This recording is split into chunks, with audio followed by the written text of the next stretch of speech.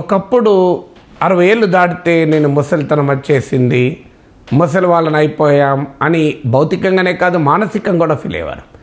కానీ ఇప్పుడు చాలామంది అలా ఫీల్ కావడం లేదు. ఎందుకంటే 60 ఏళ్ళ తర్వాత కూడా చాలా యాక్టివ్గా ఉంటున్నారు. లైఫ్ ఎక్స్పెక్టెన్సీ సగటు జీవితకాలం బాగా పెరుగుతోంది.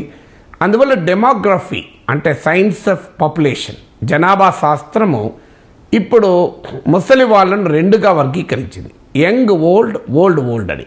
అంటే ముసలి వాళ్ళలో కూడా యువ ముసలితనం, అలాగే ముసలి వాళ్ళలో ముసలి వాళ్ళు అని గతంలో వర్గీకరించింది. Young old and old old అని. 60 to 80 యంగ్ ఓల్డ్ అని, 80 అండ్ అబోవ్ ఓల్డ్ ఓల్డ్ అని వర్గీకరించింది. ఓల్డ్ ఏజ్ ఎప్పుడు వస్తుంది, వృద్ధాప్యం ఎప్పుడు వస్తుంది, ముసలితనం ఎప్పుడు వస్తుంది, వృద్ధులంటే ఏ వయసులో వాళ్ళని వృద్ధులు అనాలి. డబ్లిన్కి చెందినటువంటి ట్రినిటీ కాలేజ్ ఇన్స్టిట్యూట్ ఆఫ్ న్యూరో సైన్సెస్కు చెందిన శాస్త్రవేత్త ఇయాన్ రాబర్ట్సన్.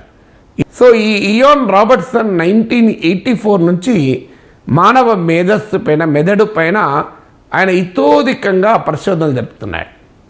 ఆయన చెప్పింది ఏంటంటే 1984లో తాను ఫస్ట్ టైం పరిశోధన మొదలుపెట్టినప్పుడు ఈ బ్రెయిన్ స్ట్రోక్ అంటారు. ఇప్పుడు హార్ట్ అటాక్ లాగా బ్రెయిన్ స్ట్రోక్ కూడా వస్తుంది.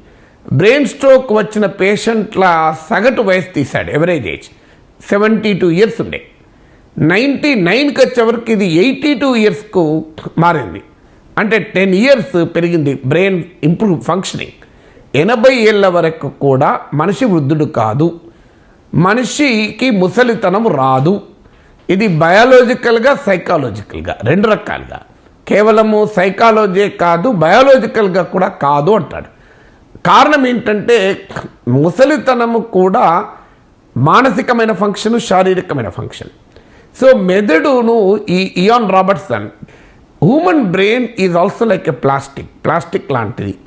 ఇది మనము ఉపయోగిస్తున్న కొద్దీ ఈ బ్రెయిన్ పనిచేయడం కానీ, దీని సామర్థ్యం కానీ, దీని స్వభావం కానీ, స్వరూపం కానీ మారుతూ ఉంటుంది అని చెప్తాడు. ఇది దేనిపైన మారుతూ ఉంటుంది ఆధారపడము అనేది అంటే మనం ఆలోచించడం పైన, మనం నేర్చుకోవడం పైన, మన అనుభవం పైన, ఎక్స్పీరియన్స్ పైన, లెర్నింగ్ పైన, థింకింగ్ పైన ఆధారపడి ఉంటుంది అని చెప్తారు. అందువల్ల మనకు ఈ 3 అంశాలు ఎక్స్పీరియన్స్, థింకింగ్, లెర్నింగ్ గనక రిచ్గా ఉంటే, చాలా ఎక్కువగా ఉంటే వారు ఖచ్చితంగా వారి మెదడు మరింత ఆరోగ్యంగా ఉంటుంది అని ఆయన చెప్పేది. అంటే ముఖ్యంగా 50 years to 80 years మధ్యలో ఉన్న వాళ్ళు, వీరు 30 years of productive and active life ఉండగలుగుతుంది. దీనికి ఆయన 7 అంశాలు చెప్తాడు ఏం చేయాలని. సో 50 నుంచి 80 ఏళ్ళ వయసులో మీరు ఏమి చేస్తే మీ మెదడు షార్ప్గా ఉంటుంది, మీ మెదడు ముసలితనాన్ని దూరంగా పెడుతుంది, వృద్ధాప్యాన్ని దూరంగా పెడుతుంది అంటే ఆయన చెప్పిన 7 పనులు చేయాలి అంటాడు. మనం అందరము చేయగలిగే పనులు ఏం కష్టం కాదు. ఒకటి physical exercises, physical activity. So activity బట్టి మన మెదడు సామర్థ్యం కానీ, స్వభావం కానీ, స్వరూపం కానీ నిర్ణయించబడుతుంది. అందువల్ల ఏరోబిక్ ఫిట్నెస్, ఫిజికల్ ఫిట్నెస్ అనేది చాలా కీలకం. మీరు వాకింగ్ చేస్తారా, రన్నింగ్ చేస్తారా, జిమ్కి వెళ్తారా, ఓ యోగా చేస్తారా, మీరు ఏమి చేస్తారన్నది పాయింట్. కానీ ఫిజికల్ యాక్టివిటీ అనేది మనిషిని శారీరకంగానే కాదు మేధోపరంగా కూడా చాలా చురుగ్గా ఉంచుతుంది. ఇది మొదటిది. రెండవది మెంటల్ స్టిమ్యులేషన్. అంటే మనము థింక్ చేస్తే మన మెదడు పనిచేస్తుంది. ఇప్పుడు థింక్ చేయని మెదడు అసలు శరీరంలో ఏ అవయవమైనా మనం ఉపయోగించడం మానేస్తే ఆ అవయవం కాస్త పనిచేయడం మానేస్తుంది. సో మీరు అందువల్ల మనిషి మేధస్సుకున్న క్యారెక్టర్ ఏంటంటే దాన్ని ఉపయోగించాలి. సో మనం ఎంత ఉపయోగిస్తే అది అంతగా మనకు పనిచేస్తుంది, దాని సామర్థ్యం పెరుగుతుంది. అందువల్ల mental stimulation, you should think. ఎంత ఎక్కువగా ఆలోచించంటే బాధపడుతూ విచారిస్తూ కాదు, వైవిధ్యభరితంగా నీ మేధస్సును ఉపయోగించితే, మేధస్సును ఒక మంచి ఆలోచనలతో కనుక ఉపయోగిస్తే మెదడు ఆరోగ్యంగా ఉంటుంది. ఇది రెండవది. మూడవది ఏంటంటే లెర్నింగ్. నేర్చుకునేవారు ఆరోగ్యంగా ఉంటారు. అందుకే మీరు గమనించండి, కొంతమంది 80 ఏళ్ళ వయసులో, 90 ఏళ్ళ వయసులో, 70 ఏళ్ళ వయసులో కూడా పిహెచ్డీలు చేస్తుంటారు. కొత్త సబ్జెక్టులు నేర్చుకుంటారు, కొత్త లాంగ్వేజెస్ నేర్చుకుంటారు, వాళ్ళకి అవసరం ఏంటి అని. ఇటీవల మెడికల్ ఎడ్యుకేషన్లో సీటు కొరకు కూడా ఏజ్ లిమిట్ ఉండకూడదని చర్చ రావడానికి కారణం ఇది. అందువల్ల learning has no age limit, నేర్చుకోవటానికి వయోపరిమితి లేదు. చాలామంది రిటైర్ అయినాక కూడా చదువుతూ ఉంటారు. So learning has no age limit and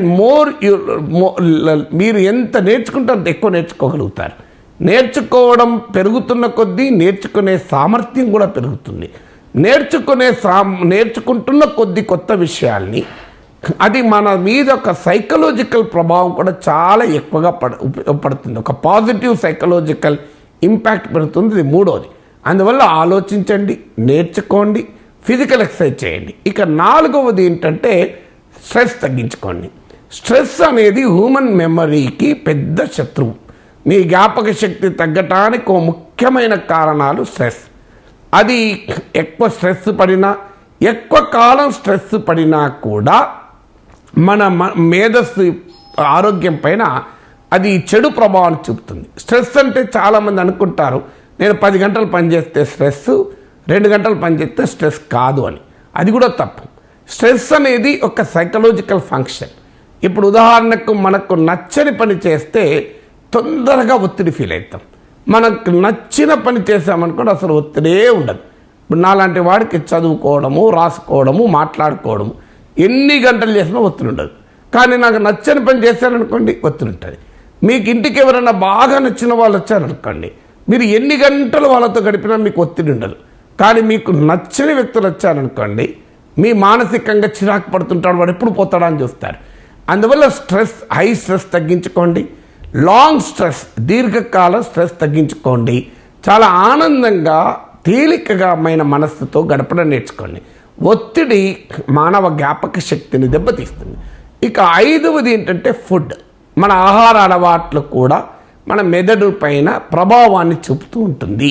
ముఖ్యంగా మీరు కూరగాయలు, పళ్ళు, చేపలు, ఫ్రూట్స్, వెజిటబుల్స్ అండ్ ఫిష్ ఇవి తిన్న వారికి మైండ్ చాలా షార్ప్గా ఉంటుంది అని కూడా ఈ శాస్త్రవేత్త చెప్తున్నారు. అందువల్ల కనీసం వెజిటేరియన్స్కి 2 ఉన్నాయి, నాన్ వెజిటేరియన్ కూడా 1 ఉంది, ఇబ్బంది ఏం లేదు.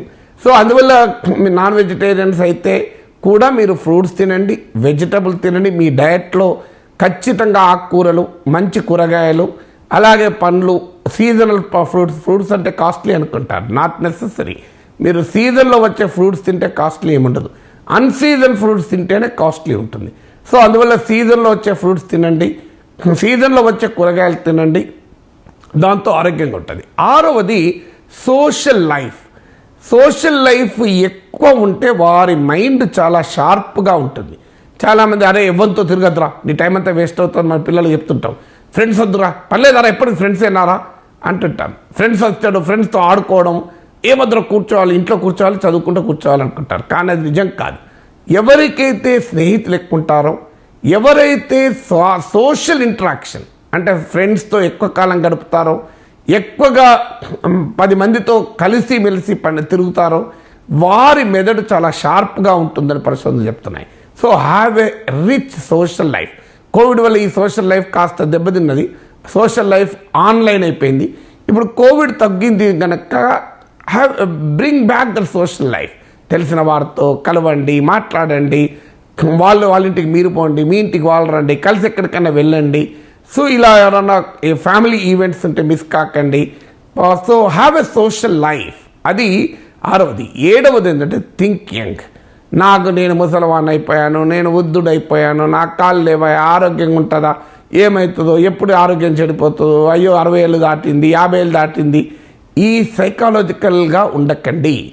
మనిషి వయసుతో సంబంధం లేదు, మన నేచర్తో సంబంధం. సో ఐఎమ్ యంగ్ అనుకున్నప్పుడు మనిషి యంగ్ ఉంటాడు, ఐఎమ్ ఓల్డ్ అనుకునే భావన వస్తాయి. అందుకే కొంతమంది కుర్రవాళ్ళు పుట్టుకతో వృద్ధుడు అంటాడు శ్రీశ్రీ. సో వాళ్ళు కొంతమంది పుట్టుకతోనే వృద్ధులు ఉంటారు, దానికి ఎవరేం చేయలేం. సో అలా కాకుండా ఒక వయసు పెరుగుతున్న కొద్ది కూడా బీ యంగిష్.